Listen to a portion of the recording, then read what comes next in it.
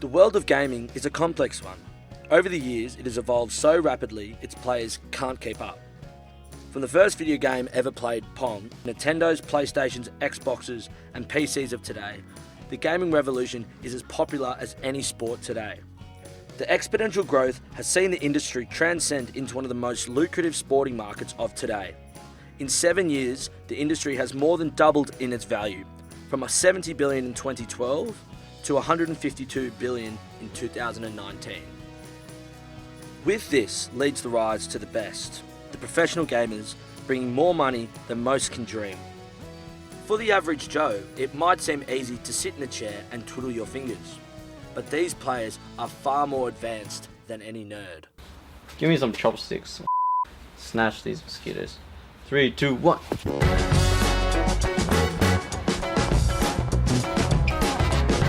My name is Shern Tia and I play for the LG Direwolves. No logo. No free advertising.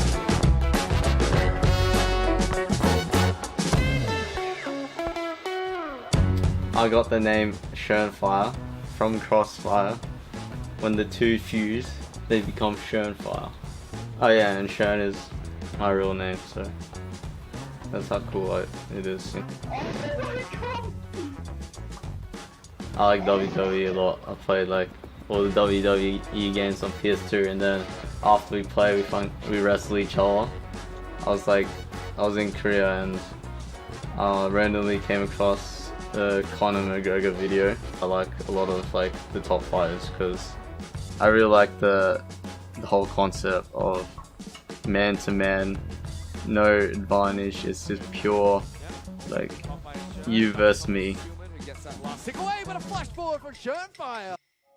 For me, I never really had a point where I thought I was good enough. It was more like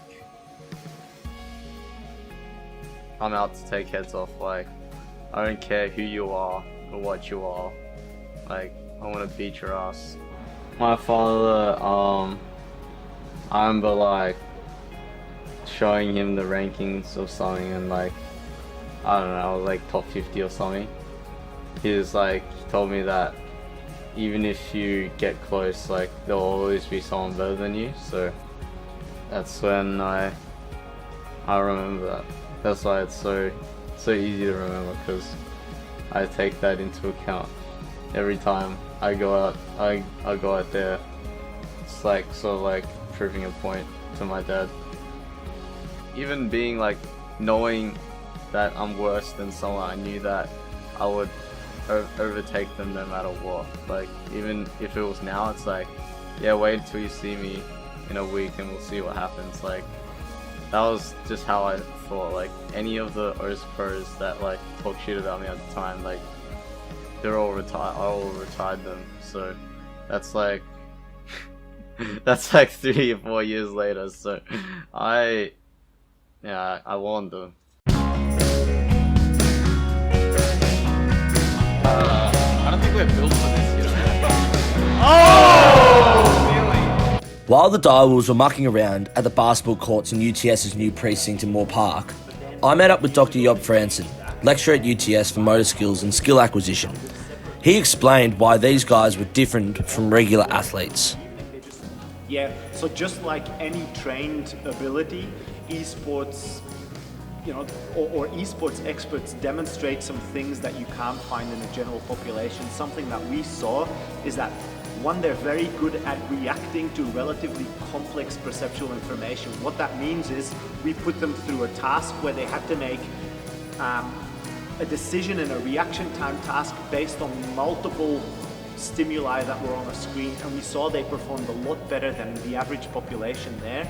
Or what we also saw was that when we tried to confuse esports players by presenting information that was actually not relevant to the task, esports players were very good at inhibiting responses to that information. So we see that in general, Where they are different from average or the average human being is their ability to process perceptual information and react to it in a really quick manner. And of course, I mean, that corresponds with what they have to do while they're playing esports. They're reacting to a lot of different environmental stimuli.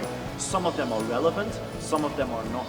Esports players are very good at detecting what is the relevant information and how do I react to it with an appropriate motor response in the most optimal manner. Esports players have developed that ability to practice in a very structured manner. They do the same thing over and over and over again. That is not usually what you find in traditional sports. In traditional sports like rugby league, you're being coached by someone and you might practice things a few times, then you practice something different. These esports players, they accumulate 7,000-8,000 hours in just a few years of really deliberate, structured practice, something we don't find in many other sports. Oh yeah, there's two things there. There's one, the fact that they accumulate massive amounts of training in very short amounts of time. So one thing that we noticed when we first started working with esports athletes is that sometimes they practice 10-12 hours per day, something that just doesn't exist in traditional sport. You can't run for 12 hours in a day because you'll ruin your body.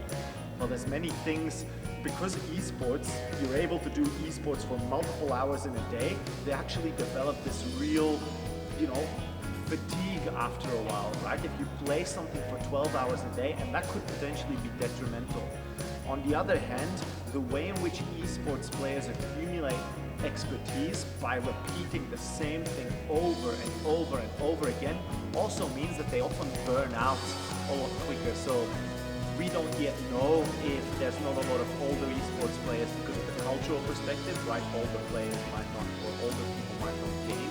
Is it because of the fact that reaction times decline, or is it because of the fact that you just can't sustain that amount of training for very long times? You can do it when you're young, but once you get a bit older, you just can't sustain 10-12 hours of practice at a time. Oh, getting back on snow is like fresh candy. Just the ultimate. There's nothing that compares to getting back to what you love. Jarryd Hughes is an Olympic silver medalist, X Games and World Cup champion in the intense sport of snowboard cross.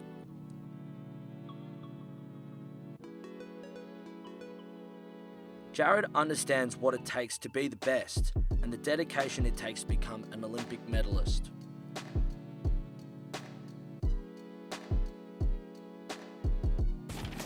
Snowboard cross is a competition of 6 people, and first one at the bottom wins. But from top to bottom, you've got jumps, rollers, you name it, we've got it, and it's amazing. Asked on whether he saw a future for esports at the Olympic stage, Jarryd was ominous.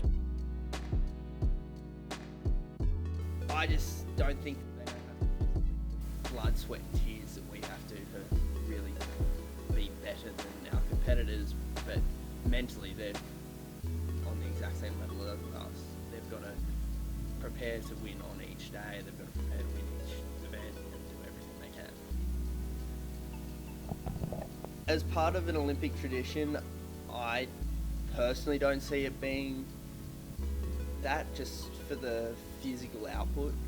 There's a lot of mental fortitude and stuff that goes on with esports games, and that also depends on what game you're playing and all this, and there's so many variables that could go on to pick an esports, like what game are you going to bloody pick. Like, that's the first problem I'd see.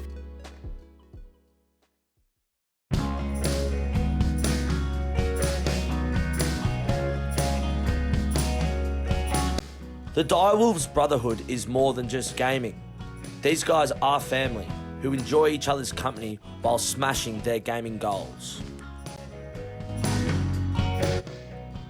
The future of esports is bright. It continues to grow at rapid levels throughout the world, and its popularity is greater than any sport. Although many would oppose to the thought of something as artificial as esports entering into something as primitive as the Olympics, there is no doubt these players will continue doing what they're doing and making great money doing it.